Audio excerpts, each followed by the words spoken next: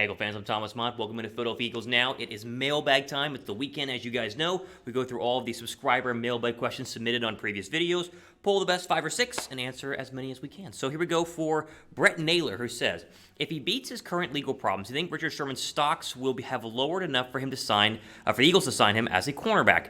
I think technically, yes. I think you're asking about a big if right now. The ongoing legal issues with Richard Sherman are going to be hopefully decided sooner in terms of hopefully for Richard Sherman's case to be back on the football field rather than later. But not only does he have to go through the actual, civil court legal issues or whatever, it's the legal issues as a whole, he then has to go through the NFL's legal conduct policies. So the NFL, much like with the Deshaun Watson situation, can implement their own sort of suspension or fine or penalty or whatever it is on top of or despite any sort of actual legal proceedings. So we'll see what happens with Richard Sherman. I hope he gets back on the football field. If he is cheap enough, let's just say that his stock does come down, I can see the Eagles making a change, or maybe can even go ahead and signing him sometime during the season. Like if they don't add a cornerback between now and the start of week 1, get to week 4 or 5, and cornerback's a real issue, number 2 cornerback slot, then maybe look to Richard Sherman or somebody else. But I'll be honest, I'm not desperately in need of wanting Richard Sherman. I think he'd be an upgrade over what they have. But in reality, I think the Eagles should go get Steven Nelson. I've said that for a very, very long time on this channel the past couple of,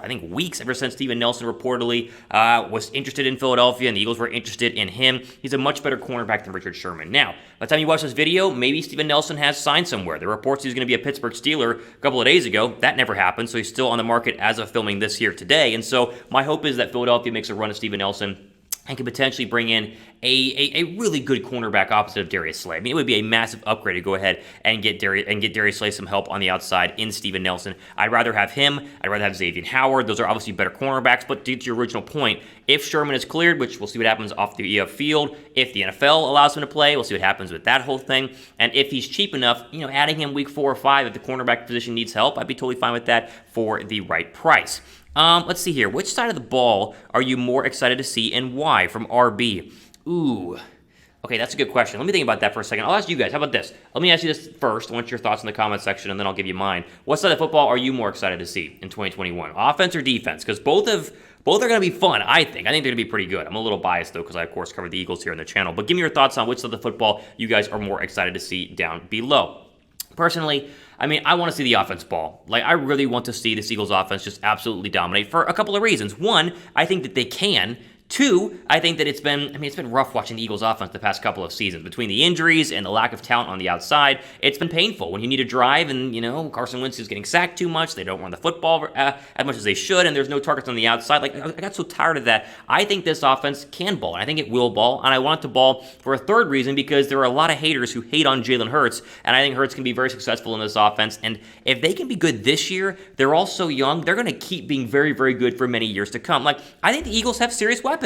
Zach Ertz, if he does come back, reportedly he will play this year in Philadelphia. That's up for debate. I read some other conflicting reports, but either way, Dallas Goedert, Devontae Smith, Miles Sanders, Jalen Reagor, goodness gracious, this is a very, very good young Eagles core weapon group, whatever you want to call it. And I've talked about that for weeks, and there are a lot of people who still doubt Philadelphia. So I love the defense. I think the defense is going to be great this year. The front 4 is going to be fantastic. Linebackers are going to be better. I like Anthony Harris. I like Eric Wilson. But I really want to see this offense ball out, and that's the group that I'm most looking forward to seeing. More specifically, the wide receiver spot, as of course we all know. Okay.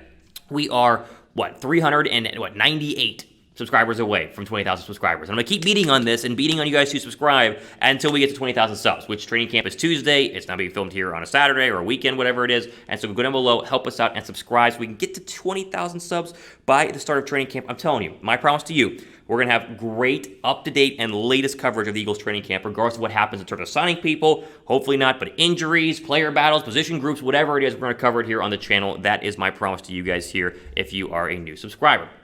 All right, G7MBL3 Gaming says, do you think the media is trying to make Jalen Hurts doubt himself so that he ends up like Wentz and they ultimately try and get Watson?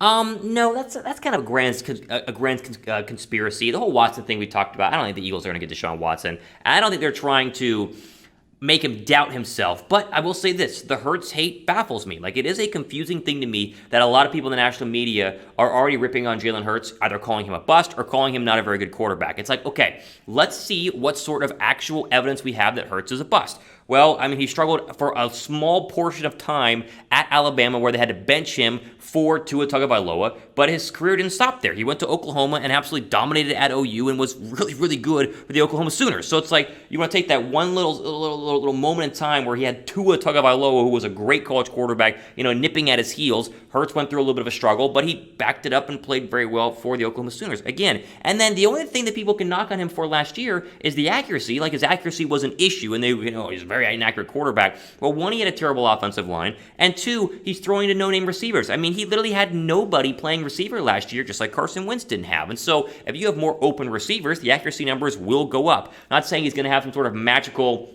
68%, 70% completion percentage this year, but it's not going to be in the 50s. And if it hovers around 63%, that's a successful year for a quarterback. The hate for Jalen Hurts really baffles me, but I think it's fueling him, and I really think he's going to turn a lot of heads and change a lot of minds this coming season. I'm a big Hurts believer. If he stinks, I'll admit it, but I'm going to give him time. I think he's going to play well, and I'm very excited to see him in this offense, as we already mentioned. Okay, before we go ahead and keep going here, betting on the Eagles is, I'm telling you, at least to win the NFC East, is a pretty safe bet right now. Our friends at BetUS have a great promo for you guys who want to get in on making some money on your Philadelphia Eagles. Go to chatsports.com/EaglesBet. Use the promo code EAGLES125 to get a 125% deposit bonus whenever you first sign up. Put $100 down, use our promo code. It turns into $225 for you guys to bet on Philadelphia. I mean, the odds to win the NFC alone are like 25 or plus 2,500. I mean, just to win the NFC. NFC East, they're still not favorites at all. You can win some money by betting on Philadelphia. Right now, the over-under for wins is like 6.5, according to BetUS. Give me the over on that all day long. Like, these are some good betting opportunities if you guys want to jump in on either betting for the first time or just betting with BetUS for the first time and making some serious cash. Chatsports.com/EaglesBet. That promo code is Eagles125. Okay, speaking of which, before we get into this next question, over-under 6.5 wins for Philadelphia. I mean, come on. Like, if they have under 6.5 wins, I mean, they must have major injury issues or Jalen Hurts stinks. I don't think either are going to happen. Give me the over for this. Give me your thoughts, though. Over-under 6.5 wins for Philadelphia in 2021. I'm going with the over again. RRR Eagles says, thoughts on the Wentz banner being replaced with a Lombardi trophy. Okay, if you didn't see, they have a big banner outside the Linc. I flew over the Linc a couple of months ago. I was traveling, and I landed in Philadelphia and then had to hop over to a different state. You could see it from, I mean, it's massive, or at least it was, the banner of Carson Wentz. They finally did replace it, which is weird because it took forever for them to go ahead and replace the darn thing. But they just put up a Super Bowl trophy. Like, it's Nick Foles' hand holding the Lombardi trophy, but you don't know it's Nick Foles unless you actually know the whole picture. I mean, listen, I think it's great. I think it's fine. Rep the 2017 Super Bowl.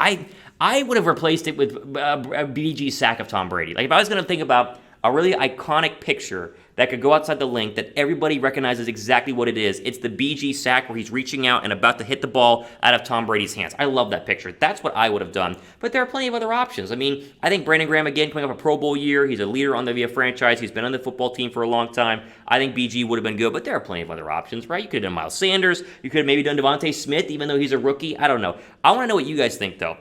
What banner would you put outside the Linc? It is weird that it took them so long to get the Carson Wentz thing down, but, you gotta get people to get up there, and they gotta bring it all down. They gotta have a replacement one, so I like the Lombardi trophy. I think BG sacking Brady would have been a little bit better. What do you guys think? What banner would you put outside the Linc? Let me know down below. Jump into one more question here from Chad, who says, stop with the great young linebacking core, please. I'm begging you because it's nauseating me. Really?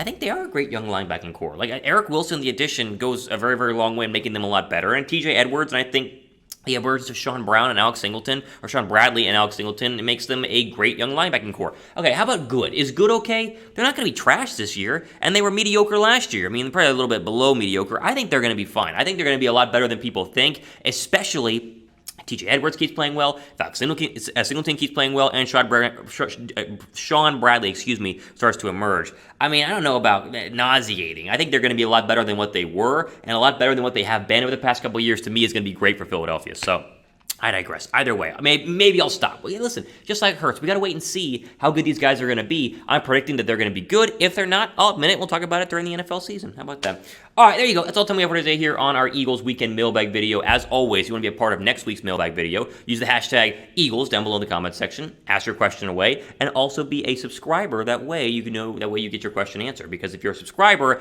I only pull the questions that we get from the pool from our subscribers. So go down below, use the hashtag Eagles, and ask any question you would like for, again, next week's video, because we do this every single week.